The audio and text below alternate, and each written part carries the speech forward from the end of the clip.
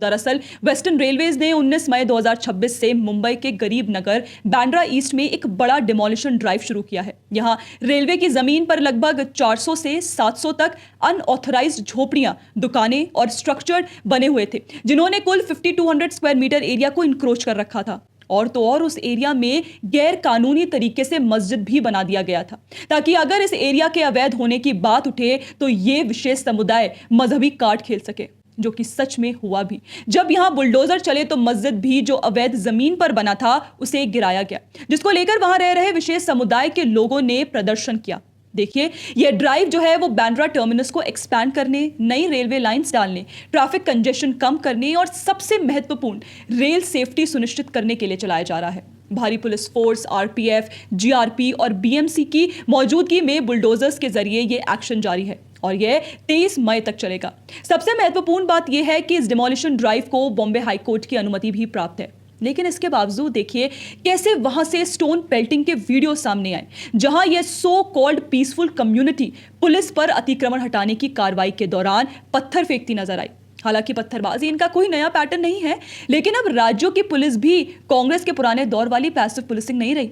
Mumbai police ने भी इन उपद्रवियों पर लाठी चार्ज किया और ऐसे 7 सस्पेक्ट्स को गिरफ्तार भी कर लिया। पर अफसोस, इन्हीं पत्थरबाज लोगों के सपोर्ट में कथित तौर से फिर वही इकोसिस्टम कूद पड़ा। ये वीडियो देखिए कैसे स्वरा भास्कर के हस्बैंड और एनसीपी शरद पवार के युवा नेता फहद अहमद इलीगल इंक्रोचमेंट करने वालों को डिफेंड कर रहे हैं।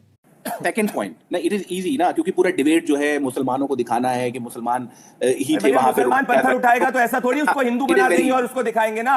देखिए, 29 अप्रैल 2026 के अपने ऑर्डर में कोर्ट ने साफ कहा था कि रेलवे अथॉरिटीज अनऑथराइज्ड और इलीगल स्ट्रक्चर्स को हटाने के लिए अधिकृत है और डिमोलिशन ड्राइव जारी रख सकते हैं। कोर्ट ने कहा कि रेलवे की सेफ्टी सेंसिटिव लैंड इंक्रोचमेंट्स के साथ नहीं रह सकती, क्योंकि इससे ट्रेसपासिंग, एक्सीडेंट्स और ऑपरेशंस में लगातार परेशानी हो रही थी। कोर्ट ने यह भी माना कि ऐसे इंक्रोचमेंट्स पब्लिक इंटरेस्ट के खिलाफ है और नेशनल इंफ्रास्ट्रक्चर को नुकसान पहुंचा रहे हैं।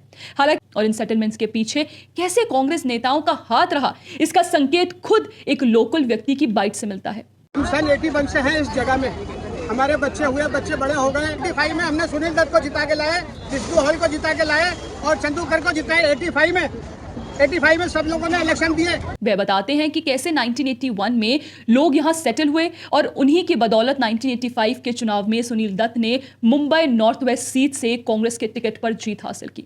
देखिए, इस व्यक्ति की बाइट अपने आप में यह प्रूफ करती है कि लोगों को यह भरोसा था कि जब तक वे कांग्रेस को अपना वोट बैंक सपोर्ट देते रहेंगे, तब तक उनका कोई बाल भी बांका नहीं कर सकता।